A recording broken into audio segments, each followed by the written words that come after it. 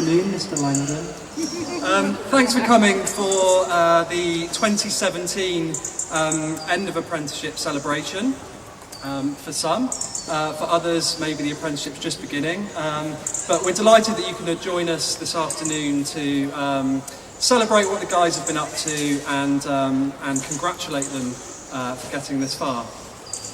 Those of you who came last year will be familiar with the format. We're going to hear from two of our apprentice cohorts. The 2015 group, who are going to talk about their community projects and what they've been up to, and the 2016 group, who are going to talk about some products that they've created. And after this, we'll get an opportunity to recognise the contribution of those who are ending their apprenticeship journey with us today, and to celebrate their success. We've also, I'm delighted to say, for the first time we've got 3 apprentice cohorts in on the programme at any one time, because we've got a wonderful shiny new bunch of apprentices over here. So if you guys just want to wave your hands so we can see you. So we thought we would frighten them nice and early and get them to come and see what they're going to have to do next year so that they can prepare themselves. So on with the show. I think we're going to ask Tim to say a few words first. So if you'd like to put your hands together.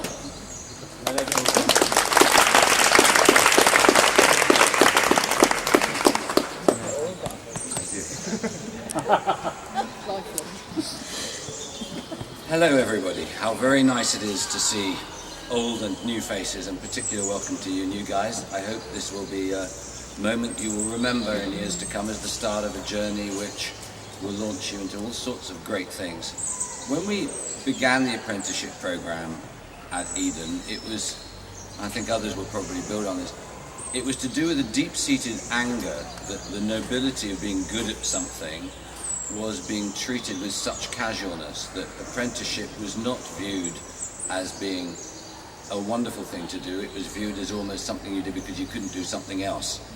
And one of the things we are really proud of at Eden is that we got angry and we changed things about, and we are hoping to build, as Jed said, a cohort of people that become part of the Eden family going a long time into the future. Our ambition always was that people would get trained, would become really good at what they did, and remain part of that family as a linking thing, that if they wanted to move on to new things, they could, and use Eden as the axis through which they did it.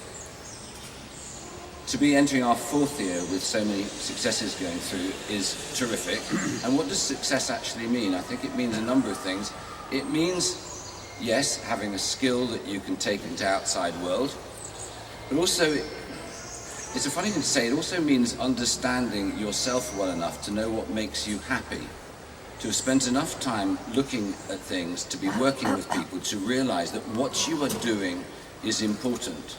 Because life's a bloody long journey if you're stuck in doing something which isn't much fun. And I like to think that most of us who are at Eden, I think I get the best fun, but I like to think that almost everybody who works at Eden feels rewarded because they realize there's more to life than just making money.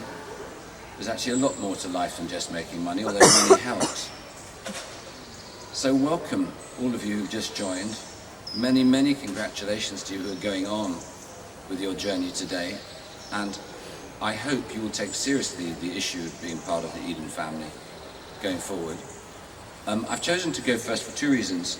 Speaking to the first is, I've noticed normally if you speak last, as Gordon has to, when you say I'd like to raise a glass and toast the apprentices, everybody's already drunk it, so it looks really stupid when you hold up an empty glass. So that's one of the reasons I wanted to go first.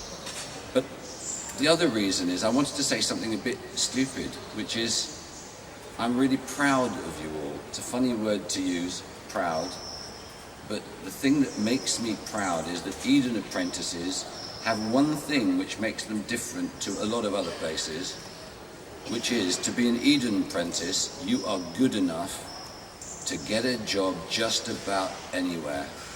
Because that's the thing we are proudest of, and what makes us proud about you is that you have made the grade. So without further ado, would you all be upstanding and raise a glass?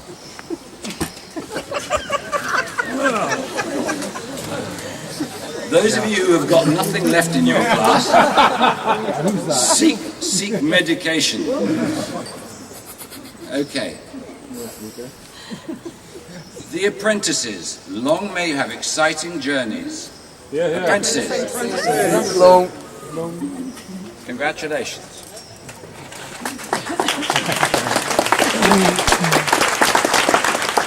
Part of their apprenticeship programme, all of our apprentices take part in what we call the Sustainable Enterprise Programme. Hi everyone, thanks for coming this afternoon. As you guessed, we are a bunch of Eden Project apprentices. We work in all different departments, from graphics to marketing, hosts and horticulture and events. As apprentices, we develop our knowledge and skills through learning in a professional manner while at work, as well as colleges, as well as in-house training, like with Jed.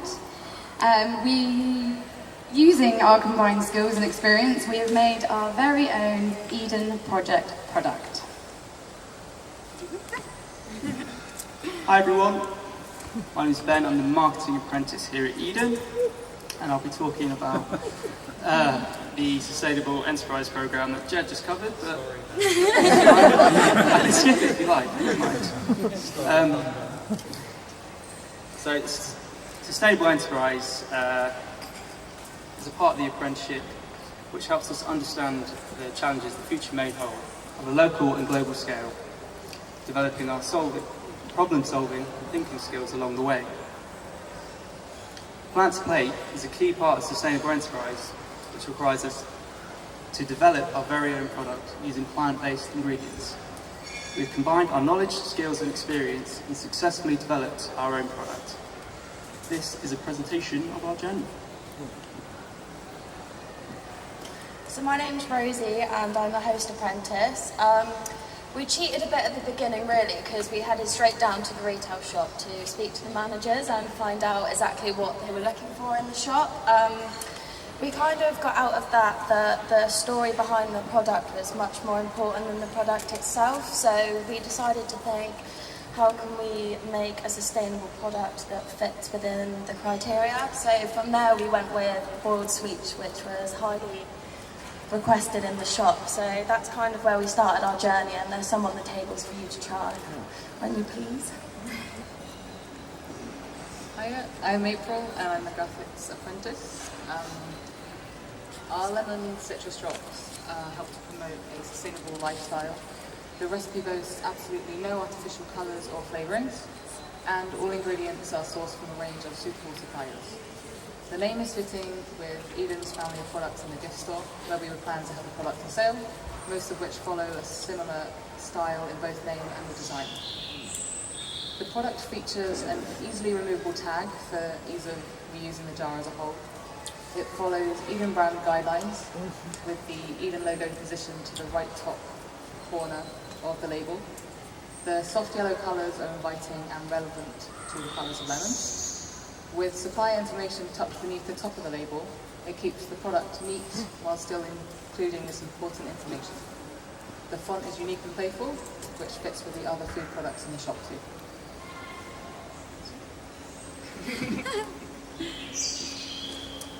We believe the product appeals to quite a wide target market with no specific direction towards any age or gender. We all treat ourselves to sweets every now and then, so we think it's a product that we can all relate to and we'd all like to try, although apologies if they're a bit sticky. The ideal car sweets for families too, for their long journeys back home.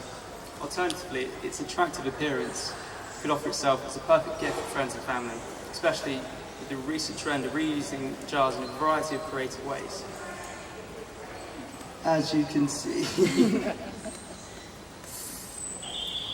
Once we had decided on our audience, we then had to try and develop our product further.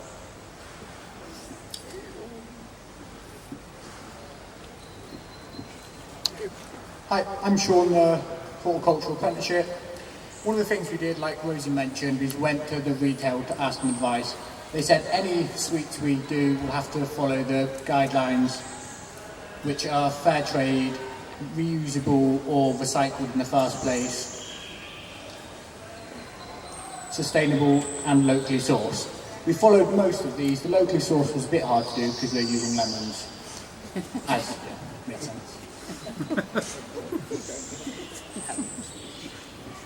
We originally wanted to replace sugar with vanilla, an alternative to sugar, which is an unrefined 100% sugarcane juice, meaning it still holds its natural vitamins and minerals. But unfortunately, when we tried this, the sweets just ended up tasting kind of burnt and like brown sugar, and they set way too fast to even do anything with. It would have been a world first if we could make hard-boiled sweets with vanilla, though we understand why it hasn't really been done now.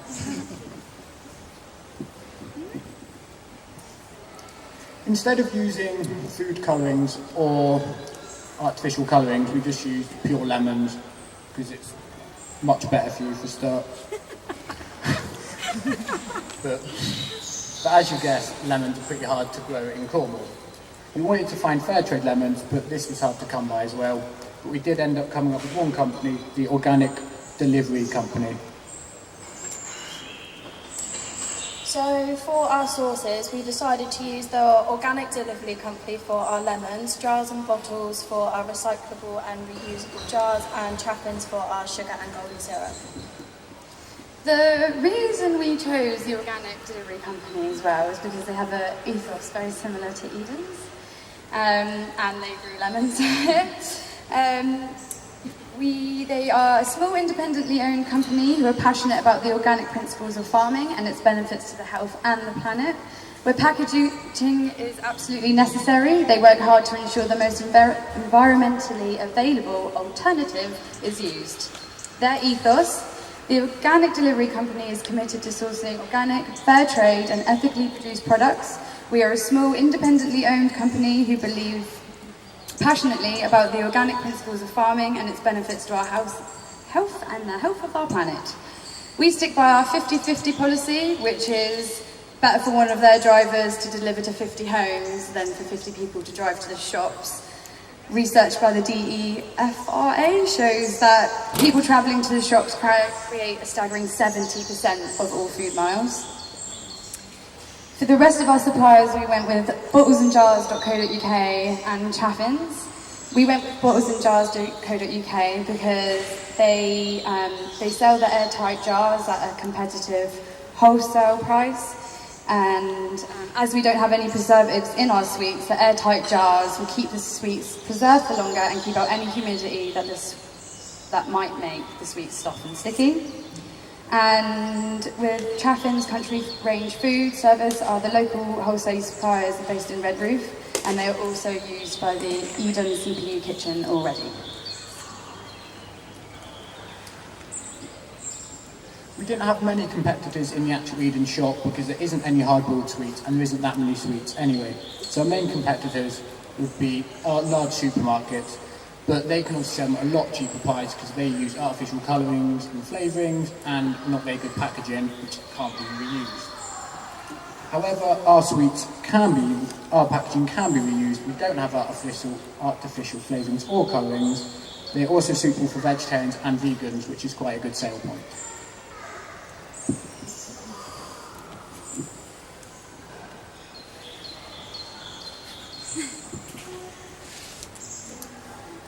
Unfortunately, we didn't have a finance apprentice to help us with our budget, so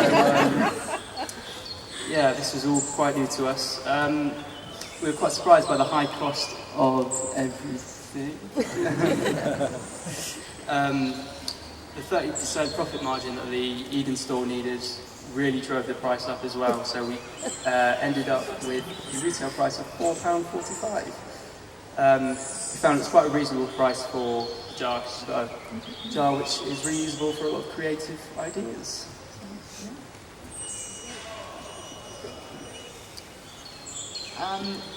If we were to do this again, we would have definitely started earlier, thinking how much detail and research was required and how difficult it was going to be to actually make sweets in the first place.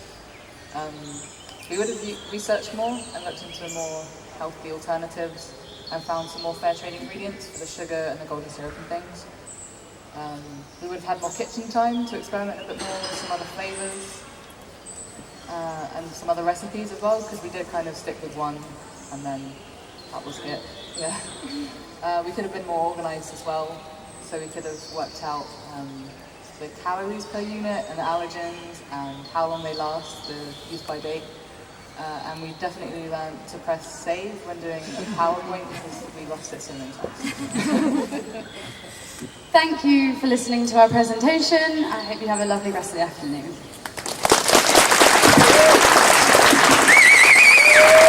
Admin Apprentice, and this is our group, Berry or Fudge, and I'm going to talk to you a little bit about what our product is and our idea. So, as said before, we all collaborated all our skills and professions. So we've got plumber, we've got events, we've got chef, horticulture and business, and we sort of incorporate that together to create our product. So we had to, with our Plant to Plate product, we had to look at the criteria that the shop wanted to buy in stock. So there were 5 things that they looked at, which is that it must be fair trade. We looked at that, so we brought banana in, which is fair trade. They wanted to have it made from recycled materials. Unfortunately, that was one of the criteria that we didn't meet, but it's something that we're looking at for a future project and buying cardboard in that is made from recycled materials, but it is recyclable. Also, they wanted to have a plant that was made from a plant or is a plant.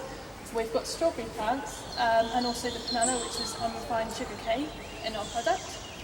They also wanted us to promote sustainable living, and we feel that with our product it helps promote sustainable living because we've got our fudge product, which is made from all sorts of dairy products. So it's got clotted cream in, and it's a strawberry flavoured fudge with banana in as well.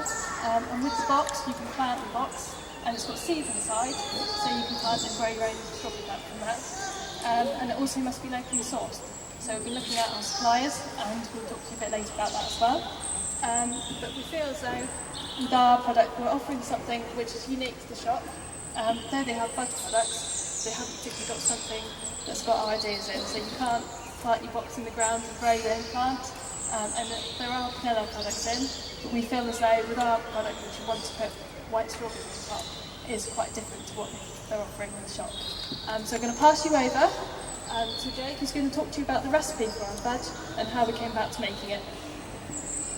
I'm Jake, I'm a chef apprentice here at Eden, and I'm just going to tell you a little bit about how it's made. We use panela sugar because it's a healthier option than normal sugar, and there's nothing added to it. We use salt and butter, clotted cream, and freeze-dried strawberries and whole milk, which we got from Swithin Dairy, and they work alongside Eden. That's about it from me.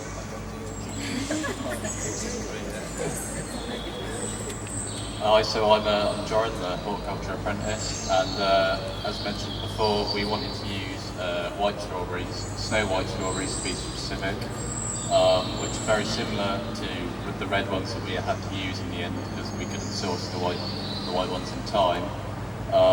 So nutritionally, they're very similar. However, the white ones are very unique in the sense that they lack a protein which is called reddin, which I know isn't very imaginative, but it's responsible for the red pigment in the strawberries, and because that is lacking in the white strawberries, because it's lacking in the white strawberries, you can safely consume them if you have a strawberry allergy, because it's just not there. So you can actually eat them if you have an allergy. However, you should do it with medical supervision. There's always that chance that it might go wrong, and we don't want that. So they're very hardy, so they can actually survive our winters as well, which is very useful. It makes it a lot easier to grow them, and they're very disease resistant as well, which again is very handy. Hi, my name's Hope and I'm the Events Apprentice. So I'm going to talk to you about our packaging, which is made, unfortunately, not from recycled cardboard, but is recyclable. All our packaging, once you've eaten the product, can be buried into the ground and will all biodegrade. In the top half, there will be strawberry seeds, which once you've planted it, they will grow, and you'll then be able to have your own crop of strawberries. We did pick our cardboard from a very specific company because they're really aware of their corporate social responsibility. So although it isn't recycled, it like they do care about where it comes from and how it's produced and how long it takes them. We've also thought about how we would do it in the future, and to save costs we would actually print the design onto the cardboard rather than onto paper, then onto the cardboard. And also our surrounds are separate, which we wouldn't have, we'd have them as one big product. So overall, like, our product aims at all ages, all target markets, mainly at tourists, because of course tourists always buy a good bit of fudge. And of course it's an activity for you as an adult to do with your child. They'll just love seeing something grow and see something that they've done. So, yeah. Okay, hello, my name's John. I am the plumbing apprentice. Again, same as the last group, we don't have a finance apprentice with us, and considering I play with water, there's not a lot I could really contribute with a black to play project. So I got lumbered with the financial side of it, which we found out yesterday was quite difficult. Trying to find costs for packaging was really difficult. We first had a price at like £2.40 per box to be made, which obviously was quite expensive. So we then went off to the retail buyers, and they did some research, and they went back to their companies and come back to us.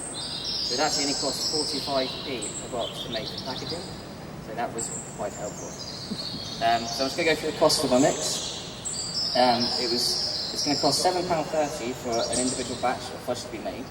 Has everyone tried it, by the way? It's lovely. Is it nice? Yeah. That's good news. One batch will make 5 boxes, okay, and that's about 400g box, so that will go alongside the ones we've got already at the shop. Each box will basically be £1.46 for the mix to be made. Okay. Already done the packaging yet? So in total, with the packaging at 45p per box and the cost of the mix, it will cost £1.91 to make just the one box itself. We would then be able to sell this to our shop at £4.89, which includes the VAT cost on top of that. Well, not on top of that, with that. But it means that we'll make a profit of £2.98 per box. Obviously, the shop then adds their 30%. So that will be £1.61, which will be their profit. So that brings it in line with the £6.50 for their 400g clotted cream fudge. After that, obviously, we found out we had to do like a projected sales. That was interesting as well, because we weren't expecting that one. But we just quickly found out how many we sold last year of the clotted cream fudge in the shop. So it's about 4,800 units. So we then did the sums for that. So all in all, it would cost £9,168 to make the actual product. And the sales to the shop, it obviously cost them £23,472 to buy all of those. So our annual profit would be at £14,304, which is quite good. The shop, obviously, then their yearly sales would be £31,200, making a profit of £7,728 just for that one product in their shop. The only other cost we'd have to put in is the cost of the actual strawberries, because the actual strawberries we buy in, we can get 48 strawberry plants for £58.96. But once we've got them, we can then harvest the seeds, we can regrow more, so it's quite a sustainable product then. Apart from that, is pretty much all of the financial side of it. If we had to do it again, we probably wouldn't do it. But obviously, it's been fun, obviously, with working with the other apprentices and doing it, so it was quite a good product to do. But it has tested our nerves and experience, really. But thanks for listening.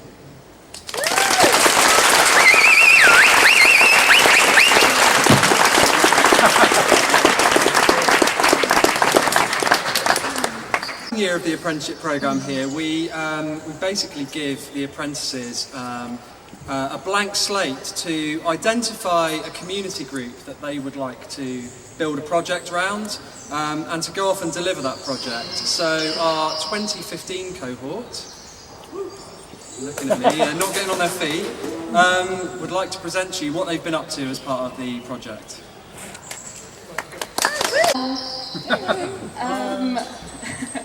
So we're the 2015 cohort, and as Jed rightly said, we have done a community project, but I think we should just introduce ourselves quickly. So I'm Lauren, I'm a second year host apprentice. I'm Meg, I'm also a host apprentice. I'm Tom Watkins, I'm a hort apprentice. I'm Jake Cook, and I'm a hort apprentice as well. I'm Jack, and I'm the electrical apprentice. Okay, so what we did was we started to think of what we could do first off, before we started to look into who we were going to get involved and things like that. And the idea that we come up with was to give a great day out. So our idea was to give people a day out that they wouldn't normally have or wouldn't be able to have. And yeah, that's sort of where we went with it. We put on a pizza making workshop, and we gave a guided tour of the rainforest as well. I'm not going to tell you who we got involved yet, because I'm going to leave that to one of my other apprentices, but there you go. So like Lauren said, the aim of the audience was a group that wouldn't normally be able to have a day out to a tourist attraction like Eden. So the group we decided to choose was the Red Cross. Don't know if anybody has heard of the Red Cross, but they're basically a group that's based in, well, the nearest one is in Plymouth. And they're a group that helps asylum seekers and refugees that have had to get out of their country due to certain conflicts or wars. So we picked the Red Cross because we thought this was a really good group. So what the Red Cross do is they help, once these people come to the UK, they give them somewhere to live and they help them out with money. The government give people that have come to this country £37 a week, and that's to buy everything, so food, clothes, everything you need to live. And no one can live off £37 a week. So the Red Cross, all the money, well not all the money, but a lot of their money goes to helping these people and giving these people some more money so they can live off, basically. Throughout the day, it was nice to see everyone like really getting into the atmosphere. You know, you can really see that people from all walks of life were really, connected in a way that you don't get any other place in Eden. So I think that was to show how special it was. It wasn't just that, it was also the reaction we had from the rest of the apprentices. It was a special experience for all of them as well. I mean, there's a couple who were in tears at the end of the day from how good of a day it was. I mean, they were happy that they made a positive impact on people's lives. Any questions?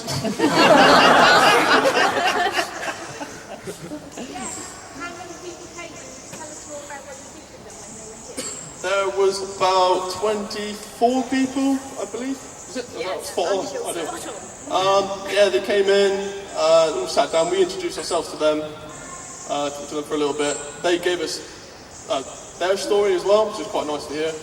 Told us about what a refugee and what was it? What's the other bit? Asylum seeker, what that actually is, because I didn't really know. Yeah, they made pizzas. They brought, some of them brought their kids. It's actually quite nice to see them all making that. Yeah. Carry on. Any more questions? I know.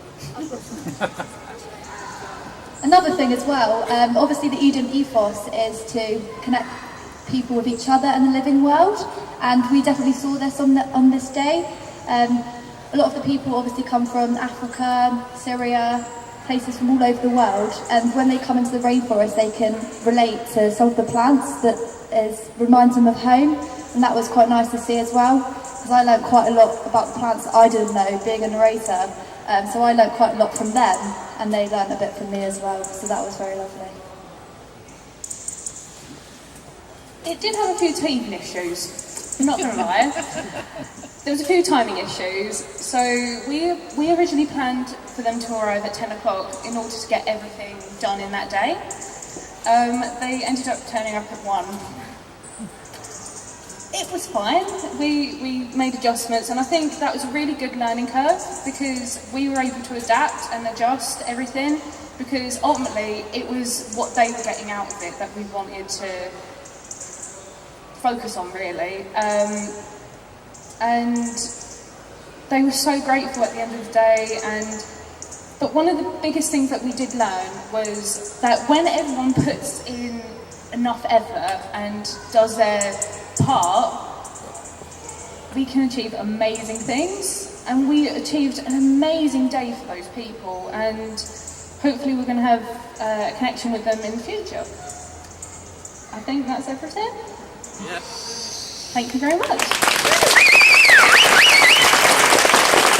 The only thing that remains to be done is to congratulate the apprentices who have been with us for 2 years, and to celebrate their time with us, and to thank them for everything that they've contributed to Eden during that time. So I'm going to ask Gordon to come up and hand out some certificates and goodie bags. Although while Gordon's walking up here, I'd just like to say on a personal note what an absolute joy it's been to spend 2 years with you guys. We're all so proud of how you've all grown during the 2 years, and the confidence that you're now displaying. And we've absolutely no doubt whatsoever that you're all going to go and achieve incredible things throughout your careers. And just remember that you're always part of the Eden clan, so come back and see us whenever you can. Of course, some of you are going to be stuck with us for a bit longer because you're staying. But those of you who aren't, you're always part of the Eden family and always welcome to come back and see us at any time.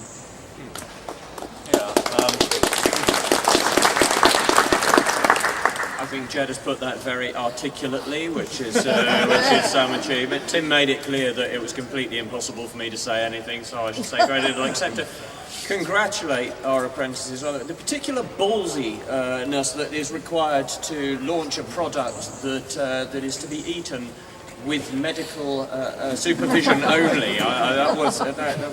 That's been fantastic. It's been a fantastic bit of storytelling as well. You know, we pride ourselves on that here.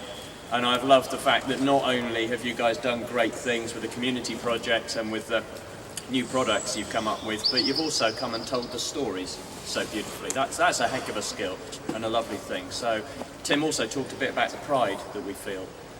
We really do. You know, we're about changing the world. That's what it says on your way in. And you guys are a part of that now. And we're proud to be working with you on that. Jed, we have... I've thought I'd better stop. Okay. So...